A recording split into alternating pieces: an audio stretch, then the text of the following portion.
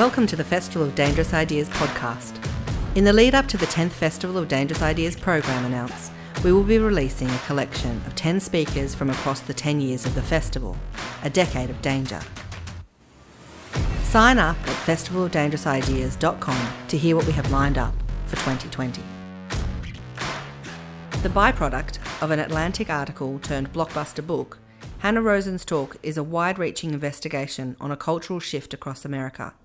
From growing education rates to corporate confidence and even command of their sex lives, women in the early 2010s were changing traditional gender roles. Her talk is an important reminder of both the progress made in the fight for gender equality and also the roadblocks unseen. Looking back on this talk in a post-#MeToo world, it's important to recognise how far we have come, but also how far we have left to go, for women and men. This is Hanna Rosin's talk from 2013, the provocative titled, The End of Men. Hello. I'd like to especially thank the men out there. I'm really pleased to see so many men out there. It might give you some comfort to know that although I've been speaking about this book for a few months, my husband does not hate me. Or actually, he only hates me for the usual reasons, like, I lose my keys or the dishwasher, or I go to Australia for a week and leave him alone with our 3 children. And to the women out there, I'd like to extend my condolences to all of you women out there who are still barren, which is a word that we only see in the Bible and in Australian political culture.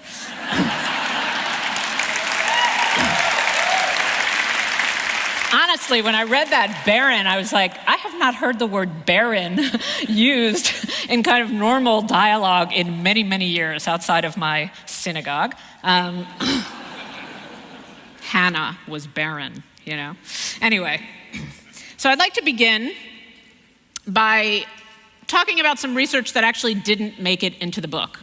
One of the first things I did when I started thinking about this was to interview couples who are part of this phenomenon which we call the alpha wife, or other words, the breadwinner wife. The definition of such a wife is very simple. This is a woman in a couple, can be a married couple or just a couple, in which the wife makes more money than the husband. No big deal, but it actually is a big deal because, as early as the 1970s, this was extraordinarily rare phenomenon. It was like something like 4% of all couples, and now it's like in the 45% of all couples. And that doesn't even count the single moms who are, the sole breadwinners of their family, which in America at least is the fastest growing segment of the population. So you can imagine a range of reactions that the couple might have to this. Julia was talking earlier about this being confusing, exhilarating.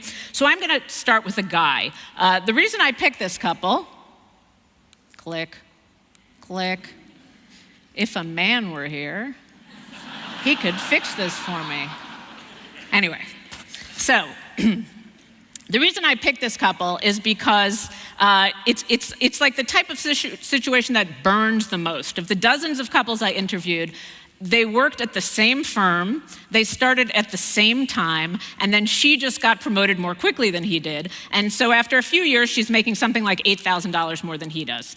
Not a huge amount of money, but it's enough to make him feel bad, Or at least to make him feel something. You can imagine he feels, relief. Maybe he's happy that she makes more money because they need the money, or maybe he's emasculated. He has a lot of different feelings. So I'm going to read you what this actual guy said.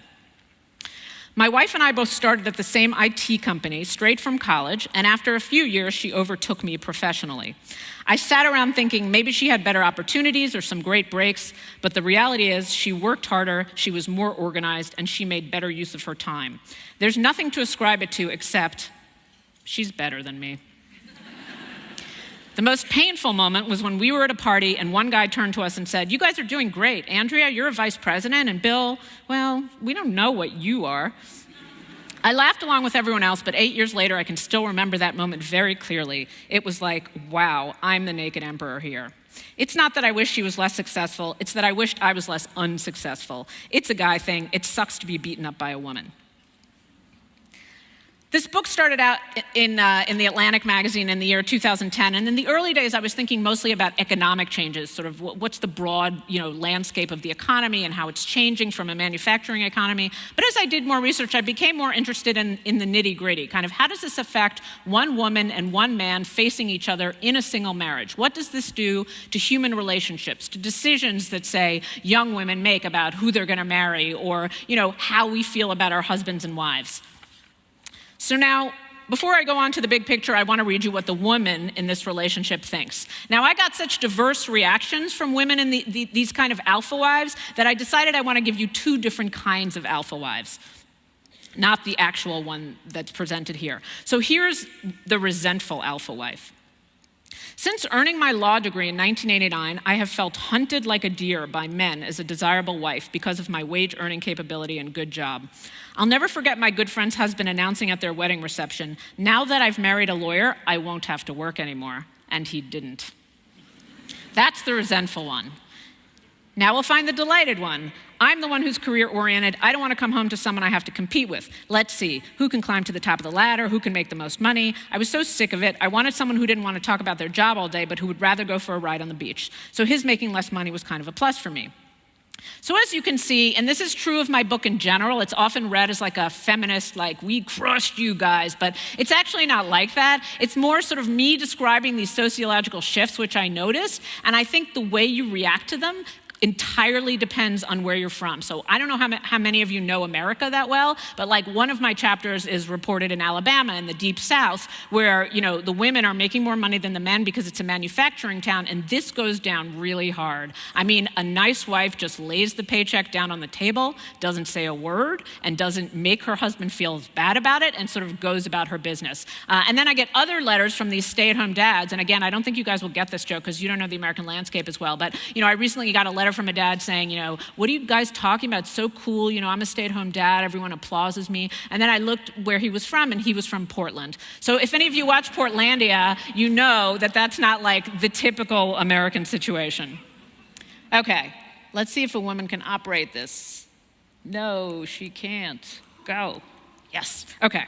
So here's when I started doing the work, which is in 2009. You guys faced a similar situation. I just read today in the Sydney Morning Herald about the revival of the housing industry. But when I start to do this research, we have terms like the Great Man Session and the Great He Session, where you notice in the bottom quote, 3/4 of the job losses since the beginning of 2008 fell on men. If you look at the charts of men's labor force participation and women's labor force participation, they run in exactly opposite ways, so that men's labor force participation is now the lowest that it's ever been, ever in history. So in 1950, say 1 in 20 men were not in the labor force. Now it's 1 in 5 men in the US. And if you look over the century, you see men's income slowly declining and women's income slowly rising, even though they haven't matched. There still is a wage gap, and I'm sure some angry person is going to ask me about the wage gap, and I will be happy to talk about it, but not yet. Not yet, not yet. I'm on the stage now, damn it. I get to control the conversation. Okay, so that was happening with men. What's happening with women? This is all 2009. So the most shocking thing that happened in 2009 was that women became the majority of the workforce. This is like incredibly huge shift in world history. Now they're sort of hover around like 48%, sometimes 50%. When I was a child in the 80s watching TV, the working woman was such a cool, interesting phenomenon that there was like 10 sitcoms devoted to her existence. So it's like, whoa, she has a briefcase. That's so cool. Wow, she's wearing a suit, And now here we are, not that long later, and women are the majority of the workforce. So that in and of itself is a huge transformation. Then there's these other things. Wives begin to take over as top family earners. That's the alpha wives I was telling you about. The bottom statistic, which will become relevant a little later in my speech, somebody did a broad census analysis of the entire US. They divided it into 2,000 major regions, and they found that in 1,997 of those regions, young childless women earn more than young childless men. Now, of course, like, they're young and childless, so they don't know anything yet, like they haven't, dealt with children or the glass ceiling. Nonetheless, this is really, really significant that at the moment that men and women are kind of viewing each other, making decisions about who to marry, kind of, just making these big life choices, women have a median income that's higher than men. Why is this happening? We have the big, broad trend is the end of manufacturing and shifting to a service and information economy and a technology-driven economy. In the old economy, men had a natural advantage, just like an upper body strength advantage, which they have entirely lost. And so there's no natural reason now why kind of men have one over women. Another thing that happens is what I call the traveling sisterhood, which means that as more women enter the workforce at the top, as doctors, as lawyers, as physicians — I have a chapter about physicians and how that profession has entirely changed — what happens is they open up jobs, low-paying jobs at the bottom, for the kinds of things that wives used to do for free, meaning childcare, elder care, food preparation, service. So it becomes this kind of cycle where you have these sort of high-earning women letting in low-earning women, and it sort of goes around and around. And then the most important one, which is true basically in every country in the world — it's certainly true here. Here it's true to the exact extent that it is in the US, which is education. We live in a world in which a college degree is required to do almost anything, and for every 3 degrees that women earn, men earn 2. Men have not changed their degree earning since the 70s, while women have continued to earn more and more degrees. And I'm not saying it's great that you need a college degree to do everything. It's just a fact of the modern economy. So here is my, we are going to listen to the world's expert explain why women earn more degrees than men. Okay, play the video, please. The girls are obviously smarter. I mean, they have much larger vocabulary. They learn much faster. They are more controlled. On the board today for losing recess tomorrow, only boys. And why is that? Showing they were just not listening to the class while the girls sat there very nicely and did their best. That is my daughter. She is not even remotely that cute anymore because she is now a preteen, and so there's a large difference for all of you who have children between 10 and 12. She would, if she knew I was still showing this video, she would kill me, so don't anyone tell her that she's still part of my talk. She's also completely wrong. It's not that girls are smarter than boys. What she says at the end, I think, is slightly more relevant. There is what has been called a boy crisis in the US and in England and in most English-speaking countries. It begins when kids are very young. There's a certain degree of discipline required in schools, which developmentally, it's difficult for boys to live up to that. There's a large degree of testing and expectation that starts when boys are very young. And so the boys I interview for my book, basically, as I summarize it, they have this feeling that school is rigged against them, that the system is somehow not made for them, which is the opposite. I think, girls were always better at school than boys, but boys never had the feeling that the system was rigged against them. They sort of figured, okay, so what if the boys get in trouble? We all understand they're going to take over the world anyway. But since that assumption is not necessarily true anymore, the boys really do suffer.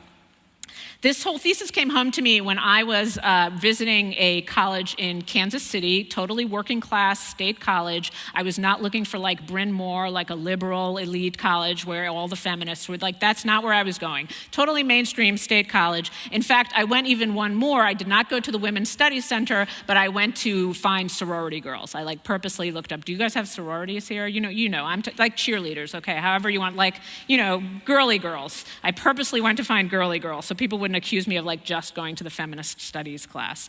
And when I was in college, the natural assumption of me and my friends was this kind of happy feminist equality. It was like, I'll work and my husband will work, I'll raise the kids and he'll raise the kids. I'm not saying it worked out that way. I'm just saying that was the general feminist assumption. Now, when I went to this college, they basically talked about the boys that they were dating or their fiancés like they were children. Like, I have to drag him to the job office, and he's changed his major 16 different times, and what am I gonna do with him? And when I become a doctor, I guess he's just gonna have to stay home and take care of the kids. It was like a whole different way of thinking about boys. And here is a quote from one of the girls, sorority girl. cheerleader girl about boys. Come on, Hanna.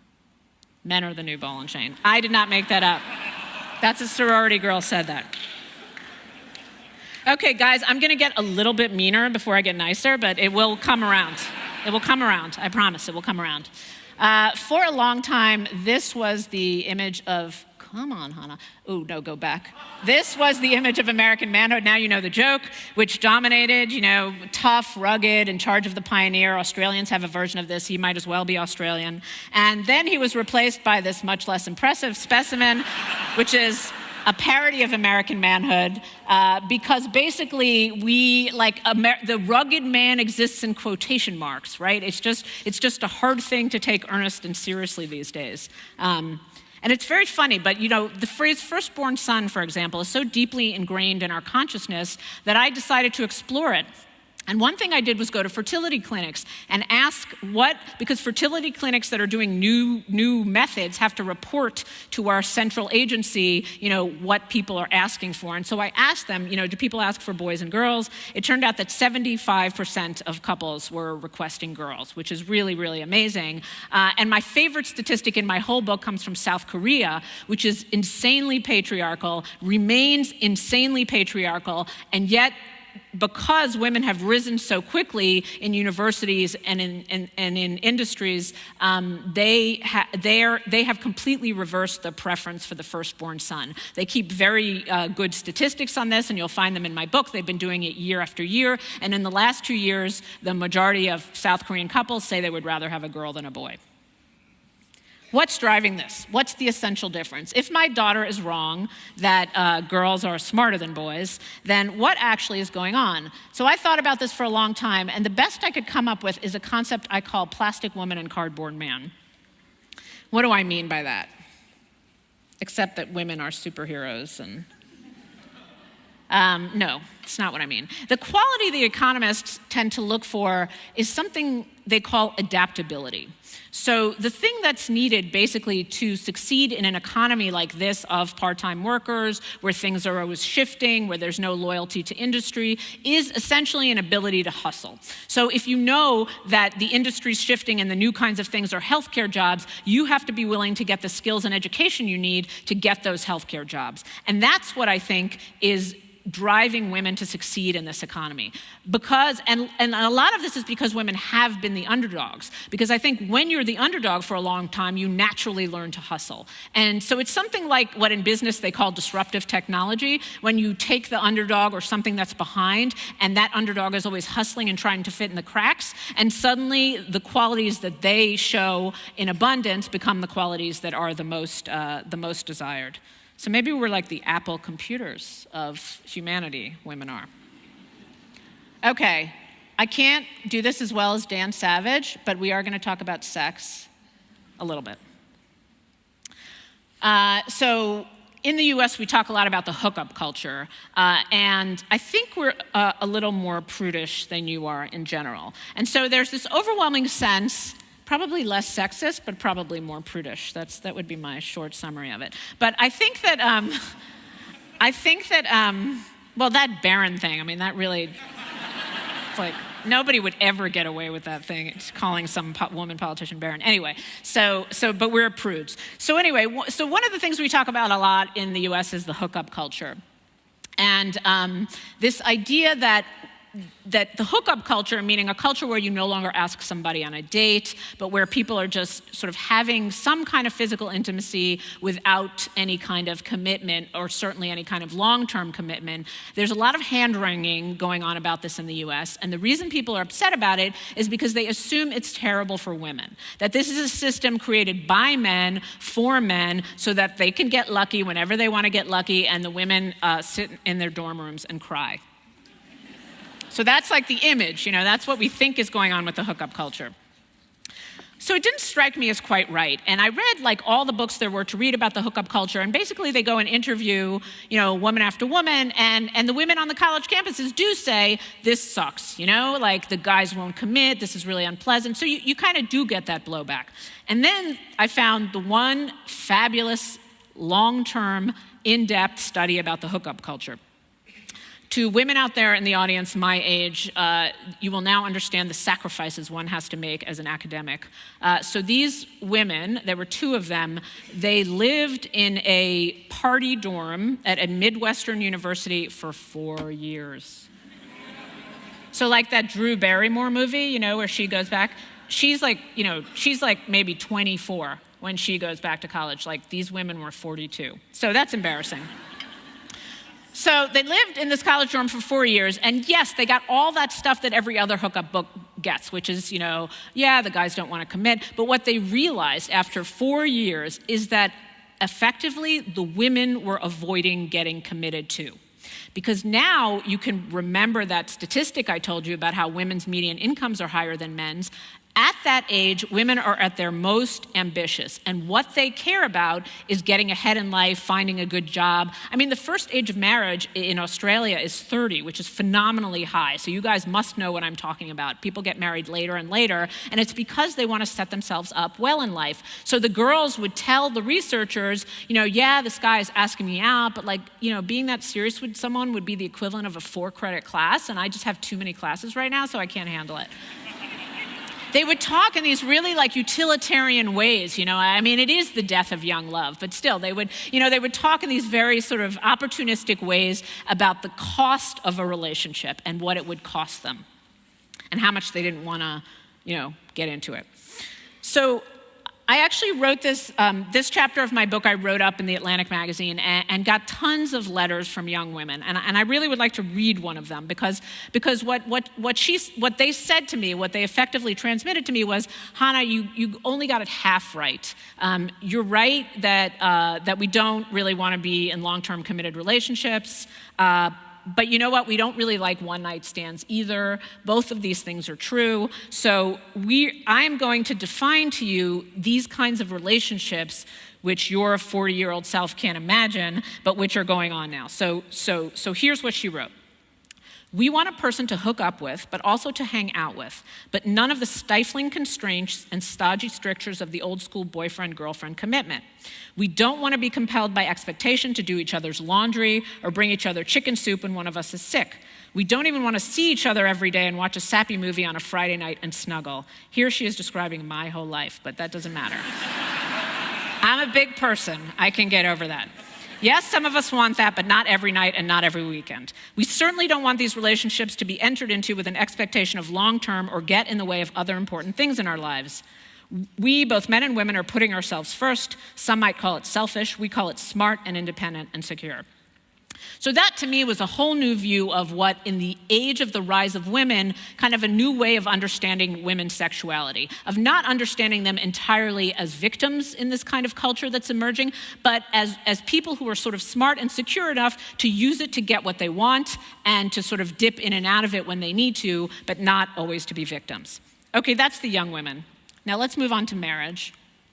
So, the rise of women is having an incredibly significant effect on marriage patterns, not just in the US, but all over the world.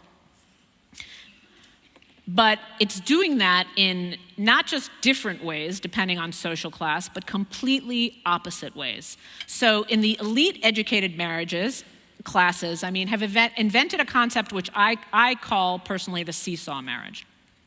What's the seesaw marriage? So if we live in a world of alpha wives, where it is perfectly possible for the woman to be the main breadwinner of the family, and that's not such a shocking phenomenon anymore, seesaw marriage captures the idea that men and women can take turns carrying the family or earning the most money. And so, for example, Barack and Michelle Obama have a classic seesaw marriage. When he was in law school and working in public service, Michelle Obama was a top healthcare executive, and she was making much more money than he was and carrying the family financially. Then, of course, he becomes the president, and she's seen as his supportive person because she's the first lady. But then Barack Obama always gives speeches and says, okay, when I'm done, it's Michelle's turn again. So it's that idea that nobody's locked into the position. Nobody's locked at home. Nobody's locked at work. If you remember, if any of you read The Feminine Mystique or kind of remember the general ethos of the early 60s, the problem then was that women felt like they were sort of locked at home making the bed sheets. She didn't call them bed sheets, she called them slip covers. Anyway, I didn't really know. I had to look up what a slip cover was. So far am I from that era. I was like, is that a pillowcase or is a slip cover something? Anyway, the idea was that women were locked at home, and you got the same feeling from the men in novels like Revolutionary Road, where the men felt like they were these organization men trapped at work, and they just had to like earn and earn and earn and earn. And there was even this concept around in 1962 that if you weren't married and earning by a certain age, which back then was like 24, then you must be a homosexual.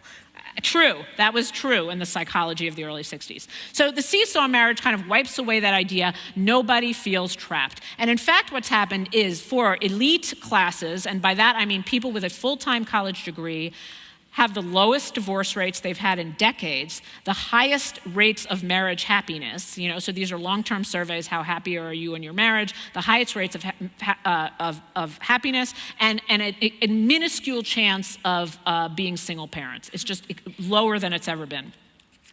Now, if you look at everyone else's marriages, meaning people without a college degree, it's the exact opposite picture.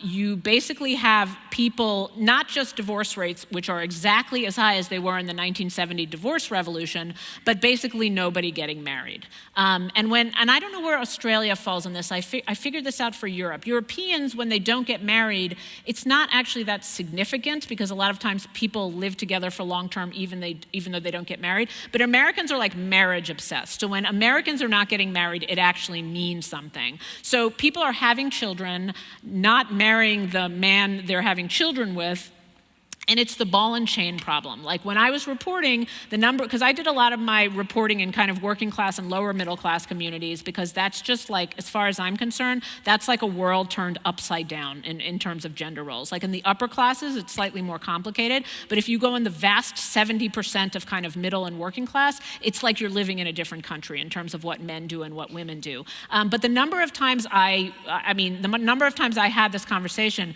so how come you're not, I opened my book with an anecdote like this. How come you're not married to the father of your child? It's really nice to be a reporter because you get to ask these asshole nosy questions. It's like, what business is it of yours, lady? But anyway, I do ask these questions. And, the answer that comes back to me more than any other answer is because he'd be just another mouth to feed. Again, we're back to this idea of women thinking of the men in their lives as like, yet another child that they have to take care of. Is this the men's fault? No. It's like the economy has fallen apart. A lot of men aren't working, and we haven't figured out how to kind of put families together who are not officially fathers. So where are we now? This is a discussion that we're going to have more deeply in a panel later, but I do want to talk a little bit about it. Women are now TV anchors. You had a prime minister who was a woman, bank presidents, corporate CEOs, scatologically savvy comedians. Women do all sorts of things. Nonetheless, and before I get to that, we also are like transforming our notion of what it means to be a good leader, which is also important. If you read leadership books from the 60s and 70s, they basically describe a good leader like a battle commander, someone who takes a lot of risks, someone who issues orders. Now we don't talk that way anymore. When we talk about a good leader, the business school people wouldn't put it this way, but we do incorporate a lot of traditionally feminist principles, like you have to motivate your team, and you have to be like a coach, and you have to inspire them to work together, and you have to listen to what people are saying. And so our idea of what makes a good leader has transformed in such a way that it is no longer unfriendly to women. That said, now we come to the barren question. We as a culture and as a global culture are still very uncomfortable with the idea of dominant, aggressive female power. We are in this transition period where it doesn't really sit well with us. How do I know this? Because it's been studied endlessly. So in the late 90s and the early 2000s, I don't know if these books made it here, but there was a series of books called Nice Girls Don't Get the Corner Office. And it basically, it was like an earlier version of Sheryl Sandberg's Lean In. It was basically like you have to push, you have to be more aggressive. Here, I'll read you one of the sentences from them. If you worry about offending others and back down too easily, and otherwise insist on workplace displays of girlish behavior, all of you who bake cookies in the office, chides Lois Frankel, then you are sabotaging your career. So her message was pretty clear, right? We told this was the era, right after the era of the power woman. We're telling people that they have to go out there and push and ask for a raise. Well, when women started doing this, really bad things started to happen. Because, people calling them barren. Because as it turns out, the culture is not ready to accept women behaving in this way. There was a series of studies done at Harvard and NYU, the Andrea James studies, and they were done in a million different ways, and every single result is depressing. So you take a resume and you give one resume, they're exactly the same, you describe the same job history, except one is called Andrea and one is called James. Or you do 2 videos of people asking for a raise in the exact same language with the same facial expression, the same age. One person is called Andrea, one person is called James. The questions the researchers asked is 2 questions. Would you give the person a raise? And do you want to hang out? Do you want to work with this person? Does this person seem like a nice person? In almost every single case, the man got the raise, the woman didn't. The man is like the coolest guy ever who you want to play golf with and, have a beer with, and the woman is a bitch. That's what happened every time. And so this is really depressing. It turns out that women can't just go out there and stop baking cookies and bust balls and it's all gonna work out okay. It doesn't work out okay. Luckily, right before I published my book, the same researchers who did all these Andrea James studies went back at the question and they said, so what are we gonna do? We live in this weird era where women are rising faster and faster in management positions, where we really want them to get ahead, and yet when they behave in certain ways, they get penalized. And so they workshopped certain scripts. And I'm gonna read you guys these scripts, and you're gonna vote on which one you think is the good script. The idea here is we are a woman, we are a young woman, and this young woman is asking for a raise. And these researchers ran 3 different scripts about how she could ask for a raise, and you guys are gonna vote on which one works. I'll see how smart you are, and then I'll explain why it's the right answer. Okay, let's go. Number 1, I think I should be paid at the top of that range, and I would also like to be eligible for an end-of-the-year bonus. Number 1. Number 2, I hope it's okay to ask you about this. I'd feel terrible if I offended you in doing so. Number 3, I don't know how typical it is for people at my level to negotiate, but I'm hopeful that you'll see my skill at negotiating as something important I bring to the job. Okay, so number 1 is I think I should be paid at the top of the range. 2 is I hope it's okay to ask you about this. 3 is I don't know how typical it is for people at my level to negotiate. Who votes for number 1? I think I should be paid at the top of the range. Okay, we have a few. That's like 20% of you guys. Who votes for I hope it's okay to ask you about this? 10%. And who votes for I don't know how typical it is for people at my age? Oh, you're so smart. Australians are so smart. If we could all be like Australians. Okay. Now I'm going to explain why that's the right answer. And I've since interviewed many, many women, including Sheryl Sandberg, who said this is precisely exactly what she does when she asks for a raise. Here's why it works. Because you have to think about this as there are stereotypes and you get penalized for violating those stereotypes. So if the stereotype for women is they have to be helpful, think about it this way. Imagine you're at a school and a woman comes to the school and she barges into the principal's office and she says, my kid is in the wrong class and you have to switch my kid and put them in the right class because you're not doing right by my kid. That does not violate, even though she's being totally aggressive and dominant, that does not violate any of our expectations for how women behave. Why? Because she's being aggressive on behalf of somebody else. So the stereotype gets triggered, the uncomfort, the discomfort, which I call the twitch, gets triggered by men and women, by the way. Women are equally uncomfortable when women are advocating on behalf entirely of themselves. But if women say, look, you want to hire me to negotiate for your company? I'm going to show you how good I am at that by starting by negotiating for myself. So the deal is, and this is annoying, the researchers said we were so annoyed at how anti-feminist our message ended up being. Nonetheless, this is what they found. So long as you say that what you want also aligns with the needs of the company, you're okay. So do what you will with that. I'm not saying it's cool or feminist, it's totally not. I'm just saying, this is what they found. So I'll give you another example. Somebody came to these researchers, because they also do consulting advice, and said, I am a manager, and a guy working for me, one of my underlings I just discovered, makes more money than I do. And this is infuriating. Like, I just want to kill them. How dare they pay someone who works for me more money than I get paid? I'm just going to go in there and just rip them a new one and tell them they're a bunch of sexist bastards, which your prime minister did so beautifully that, like, I want to just own that strategy for a minute, even though it's not what I'm about to say is the right strategy, because she was so good. Anyway, so she says, so the advice they gave them, but this is a corporate setting. It's a little bit different than a political setting. So she says, if you go in there and rip them a new one, all you're doing is reinforcing their ideas about you that you're a victim and you don't know how to handle yourself. In fact, what you need to do is say this. I think that you really don't want to be running a company where underlings make more money than the people they work for, because that's really destabilizing and could cause a lot of problems for your company. Pretty good. That's pretty good, right? So you're not going in there screaming and yelling. Who knows if your boss is a sexist? You know, you're just telling it like it is.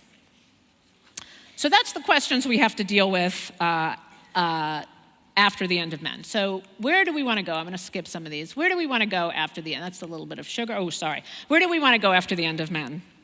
I certainly do not want men to disappear and go away, because I like them. I have a husband.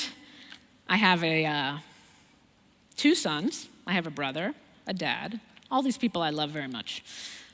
So what we want to do is really look closely at these questions that we started out with. How much can we handle these changes in society? How much can we open our minds and get used to the idea that this is coming and we should accept it and be less freaked out by it? So one thing is we have to make a situation where people pay less of a price for crossing gender lines. So if you take a broad menu of character traits, and some of them are traditionally masculine, dominant, aggressive, reckless, some of them are traditionally feminine, nurturing, helpful, that if you happen to be a woman who wants to be aggressive and dominant, we want to move to a place where you don't have to hide that as much. And if you happen to be a guy who's nurturing, wants to stay home with your kids, whatever, we want to move towards a place where you don't pay such a high penalty for that. And one thing I've noticed since I've written this book is that pop culture has helped us a lot with this. There's Katniss. Come back, Katniss. Come back, come back. Katniss. There. Okay. Did you all read The Hunger Games? Yes? Because you should have read it already. So if I'm going to spoil this for you, it's too bad, because they've been out a long time. So here's Katniss Everdeen. She's the heroine of the story. She is a traditional male hero. She is the provider for her family. She is the protector. She is the aggressor, the reluctant killer. She is really a classic male hero. She's also deeply unpleasant. She doesn't want to please anybody. She's not nice to be around, and nobody likes her. I mean, all of her characteristics are traditionally male characteristics. Oh my God, I never even realized how obnoxious that was until you laughed. Says a lot about me. Anyway, the guy she ends up with, and here's the spoiler, Peeta, at the end of the book, she ends up with Peeta. Peeta, who's her boyfriend, he is the nurturer, he's the baker, he's the romantic, he's the one who smooths things over, he waves, he plays sort of a classic feminine role in their relationship. And the really cool thing about Katniss and Peeta is that I notice all this stuff, like I'm telling you about it, isn't it cool, isn't it interesting? But my daughter, who's now 12 and has read all these books, it's not like she comes to me and says, oh, Mom, they're really scrambling up the gender roles and it's so interesting. She doesn't even notice. To her, it's like, sure, whatever. Katniss has a bow and arrow, like what's the big deal? It doesn't even occur to her that there would be something odd. And I think that's because we've had a few years of pop culture, like, Angelina Jolie and Salt. We've had a lot of traditionally male roles being given to women. That role was actually written for a man in Salt and then given to Angelina Jolie. So we've had, several situations like that. Girls have played like aggressive soccer for many, many years. And so it's not such a foreign concept to her. So maybe she won't have to follow that stupid script when she's older. By the way, I make my daughter, poor thing, when she's when she gets babysitting jobs and sort of house sitting jobs, I make her negotiate for more money, even if it's like from $10 to $11, merely so those words won't seem sort of foreign and unfeminine coming out of her mouth.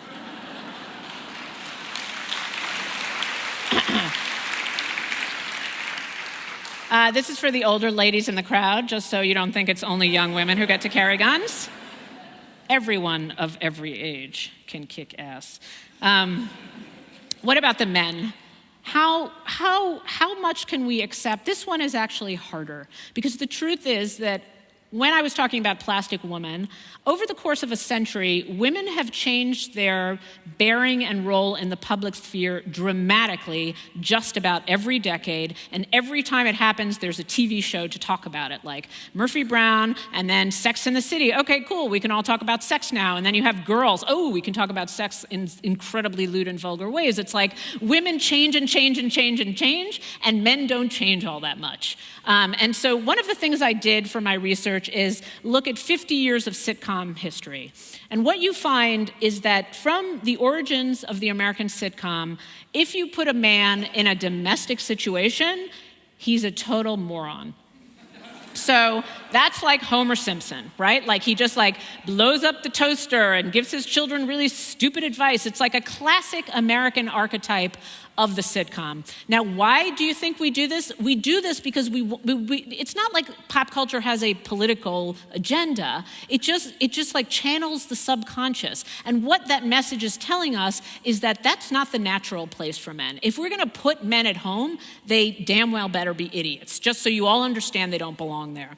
And now lately, and I mean lately, like since I wrote this book, this has changed dramatically. So we have got a series of sitcoms. This is just one of them, called Up All Night, where men are in domestic situations. They're home taking care of their kids. And there's like 7 of these TV shows in the latest TV season. Guys with kids, men with kids, bachelors with kids. It's like the new cool thing in television. And in this case, he's a stay-at-home dad. And I actually had a very early screener of this because it was based on my End of Men story. The idea came from my End of Men story. And in the original scripts, they had him be a Homer Simpson moron. Like the first scene was him watching a hockey game or playing a video game or something like that, and the baby's like slowly tipping off the couch, and the diaper's full of pee, and he's not even noticing, which is like the classic, sitcom situation. But over time, because people have been talking about gender roles, they've gotten more confident with this character. So he is now embodies all the parental wisdom. And not only that, but he remains sexy to his wife. Like he has not paid a price of emasculation in order to be a decent father and be at home. And so that is what I think is brand new and really exciting in American television. And it's important because you'll see in my book, there's lots of studies about how particularly for working class men, accepting the role, even if you are doing all the father work, just accepting it as part of your identity is difficult for some men. It's just seen as violating some masculine norm. And so when you have mainstream TV doing that over and over again, it really helps to normalize these changes. So, okay, back to what is it that I want to happen after the end of men? Not that men go, some biologist wrote a story which really was a bummer for me because he actually thinks that we should just harvest men's sperm because they cause so much damage. It's like the Steven Pinker idea of like how women are peaceful and lovely, which I don't believe. And so all we need is women, and we harvest the men's sperm and then just kind of pack them up in cages. And Anyway, it's made me really look like an asshole. So it was like Hanna Rosin and that guy but actually that's not what I want at all. I'm not with that guy. What I actually want is what I said earlier. If I think about my own son, I have 2 sons and a daughter. And my daughter, I already told you about her. Sort of, I want her to live in a world where it's okay for her to ask for a raise in any way that happens to suit her personality. If she's an apologetic type, great. That shouldn't mean she's really girly. If she's like a total aggressive type, that's fine too. Like, it shouldn't be that she has to conform to some specific notion of how to be. And for men, it's the same thing, and even more difficult. So I've got a son, for example, one of my sons, the older, I don't think my younger one was in the video, but the cute curly-haired one, he is kind of an out-of-the-box kid, hard to imagine him having a 9-to-5.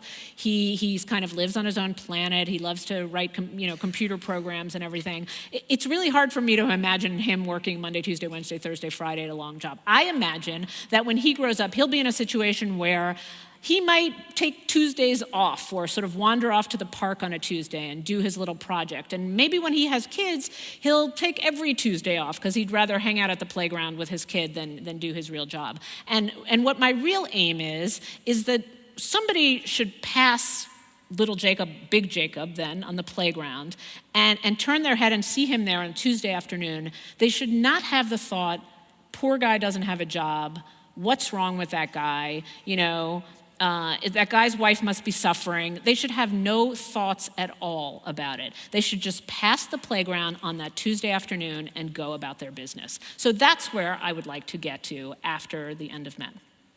Thank you. That's all I have. This talk was recorded at the Sydney Opera House in 2013 and was presented by the Sydney Opera House and the Ethics Centre.